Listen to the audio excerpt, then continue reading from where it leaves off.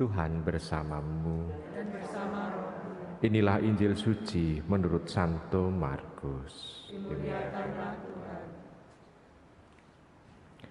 Pada suatu hari Yesus berkata kepada murid-muridnya, "Orang memasang pelita bukan supaya ditempatkan di bawah gantang atau di bawah tempat tidur, melainkan supaya ditaruh di atas kaki dian. Sebab tidak ada sesuatu yang tersembunyi yang tidak akan dinyatakan, dan tidak ada suatu rahasia yang tidak akan tersingkap. Barang siapa mempunyai telinga untuk mendengar, hendaklah ia mendengar." Lalu Yesus berkata lagi, "Camkanlah apa yang kamu dengar.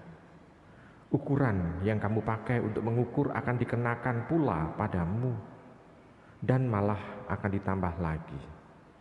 Karena siapa yang mempunyai akan diberi, tetapi siapa yang tidak mempunyai, apapun juga yang ada padanya akan diambil." Demikianlah sabda Tuhan. Terpujilah Kristus. Ibu, Bapak, saudara-saudari kasih dalam Kristus Tuhan, bacaan Injil di sini sebetulnya mengingatkan kepada kita apa yang kita punya dalam hati kita ini sebetulnya yang dilihat oleh orang, yang terpancar. Kalau kebaikan dalam hati kita, itu juga kita tidak akan bisa menyembunyikannya. Kebaikan itu akan terpancar sehingga orang bisa merasakan kebaikan kita. Kalau kita itu juga bisa melihat bahwa ada sesuatu yang misalnya itu keluar dari hati kita, kejahatan, dendam, itu juga akan terpancar di dalam wajah kita, akan mempengaruhi juga penampilan kita. Sehingga pendek kata, apa yang dalam hati kita ini itu bisa dengan mudah dilihat oleh orang, bisa dirasakan oleh orang. Nah, kalau iman kita, Tuhan yang ada dalam diri kita, karena kita setiap pagi kita kan selalu menerima komuni suci. Berarti kita menyatu dengan Tuhan. Dan Tuhan itu yang menyatu dengan diri kita juga sebetulnya tidak bisa kita simpan untuk diri kita sendiri, tapi juga akan terpancar keluar. Dan orang pun itu akan bisa merasakan dan mengalami kehadiran Tuhan melalui kehadiran kita. Lalu sekarang kalau begitu, apa yang harus kita lakukan? Yang harus kita lakukan adalah kita harus senantiasa membersihkan hati sebetulnya. Menempatkan kebaikan-kebaikan itu pada tempatnya. Kadangkala ada anak yang istilahnya menerjemahkan kata kebaikan itu secara keliru. Begini, misalnya pada waktu itu anak itu sudah sekolah ya di kelas. Ya ini misalnya kalau pada saat ini pandemi itu kan jarang terjadi, yaitu sekolah tatap muka gitu ya, dengan tatap muka di kelas. Lalu ada yang mencontek, lalu konangan, lalu dia mengatakan gimana? Saya akan membantu teman saya, membantu untuk mendapatkan nilai yang baik. Dia melakukan menyontek itu, tapi dia mengatakan aku membantu temanku melakukan supaya dapat nilai yang baik. Apakah ini kebaikan? Tentu saja tidak, justru menjerumuskan. Maka kalau kita bisa melihat kebaikan-kebaikan apa yang bisa kita lakukan terhadap orang, kita harus coba memilah-milah. Buahnya memang harus kebaikan.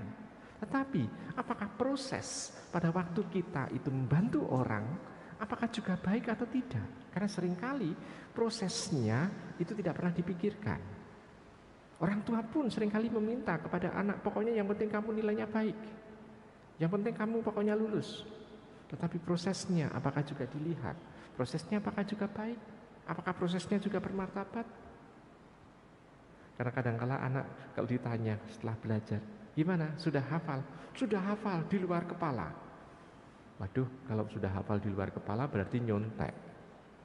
Kalau hafal itu kan di dalam kepala, bukan di luar kepala. Kalau hafal di luar kepala berarti kan membuat contekan. Tapi kalau hafal di dalam kepala, oh berarti dia memang sudah tahu. Sekarang kita bisa melihat bahwa prosesnya pun itu hendaknya juga baik. Maka dalam meletakkan pelita di atas gantang, di atas kaki dian, ini sudah pada saatnya supaya tidak membahayakan yang lain. Kenapa? Karena kaki Dian itu kan seperti sentir itu ya lilin orang zaman dulu dari minyak itu. Kalau itu diletakkan di bawah tempat tidur, jangan-jangan malah membakar kasurnya atau membakar kayunya di situ. Maka kita bisa melihat kebaikan pun itu harus ditempatkan pada supaya tidak mencelakakan yang lain. Karena seringkali proses-proses dengan alasan-alasan yang baik pun itu seringkali justru malah menyelakakan yang lain. Maka kalau itu sungguh-sungguh memang baik, kita harus melihat prosesnya juga baik. Kalau prosesnya baik, maka hasilnya pasti akan sempurna. Karena Tuhan sendiri itu yang akan mendampingi kita. Karena Sang Sempurna itu akan menguatkan kita. Ya. Kalau dengan demikian, kita bisa melihat bahwa apa yang memang kita rasakan, apa yang kita bagikan, itu juga nantinya akan bisa kita rasakan pula panenannya untuk diri kita. Jadi kalau kita sudah misalnya itu ngecake sesuatu yang baik ini dalam kehidupan kita sehari-hari, kita juga akan bisa menerima kebaikan-kebaikan dari yang lain pula. Kenapa? Karena kita tidak akan mempunyai suatu misalnya itu pikiran-pikiran yang negatif mengenai seseorang. Karena kebaikan yang muncul dari diri kita akan menilai banyak orang juga baik. Sehingga kita tidak akan menilai negatif dari sikap-sikap baik orang terhadap diri kita. Tapi kalau sikap kita itu penuh dengan dendam, walaupun kita mendapatkan kebaikan dari orang, pasti kita akan curiga, jangan-jangan dia melakukan kebaikan ini karena itu. Justru kita tidak akan bisa merasakan dan mengalami kebaikan orang lain pula, karena kita akan penuh dengan curiga menerima kebaikan orang lain. Tetapi kalau kita itu baik ini sudah kita terapkan, prosesnya juga baik, maka kita juga akan bisa mampu untuk menilai kebaikan orang lain untuk diri kita. Sehingga kebaikan kita makin lama itu akan makin baik, makin sempurna. Maka Tuhan itu mengatakan orang yang sudah punya akan selalu diberi. Tapi yang ada padanya, kalau orang itu tidak punya apa-apa, yang ada padanya akan diambilnya. Kalau orang itu tidak punya apa-apa, yang diambilnya apa? Ya kehidupan dia, nyawa dia. Tapi kalau kebaikan ini kita akan diberi terus menerus, sehingga makin lama orang yang baik itu akan terlihat semakin lama semakin baik. Tapi orang yang jahat semakin lama akan terlihat dirinya itu semakin hanya bisa mampu melakukan kejahatan. Dengan seperti itu, ibu, bapak, dan saudara-saudara terkasih, Tuhan sebetulnya menginginkan kalau kita memang bersatu dengan Tuhan, kita hendaknya senantiasa membagikan Tuhan itu kepada orang lain. Kalau kita membagikan misalnya harta kita, uang kita yang ada dompet ini, membagikan kepada orang lain, makin lama makin habis.